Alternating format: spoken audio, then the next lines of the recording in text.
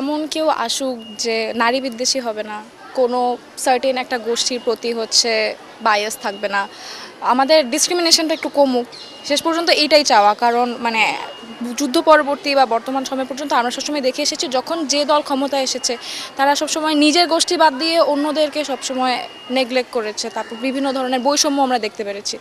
So বৈষম্য বিরোধী আন্দোলনের পর আসলে আমরা আশা করব ঢাবি থেকে বৈষম্যটা দূর হোক, এতটুকুই চাওয়া।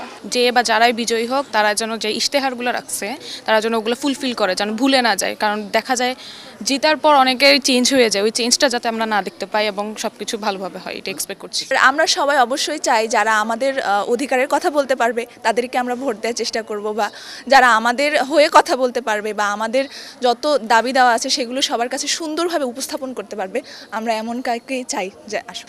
আমি আসলে হচ্ছে মানে ক্যাম্পাসে কি ধরনের কাজ করে ওনাদের হচ্ছে ইশতেহারগুলো পড়ছি, দেন হচ্ছে যে মানে সিদ্ধান্ত নিছি যে হ্যাঁ ওনাদেরকে ভোট দিব।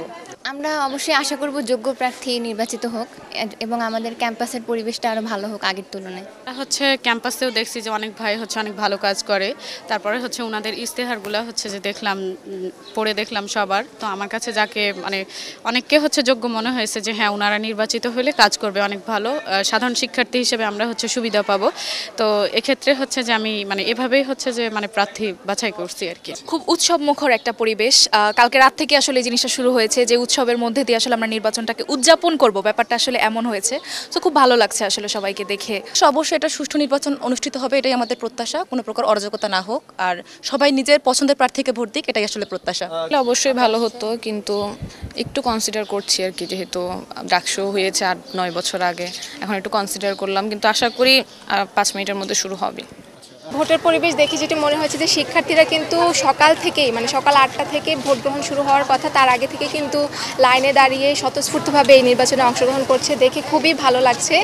তো এখন পর্যন্ত সব কিছু স্বাভাবিক আছে এবং আশা রাখছি যে শেষ পর্যন্ত সব কিছু স্বাভাবিক থাকবে।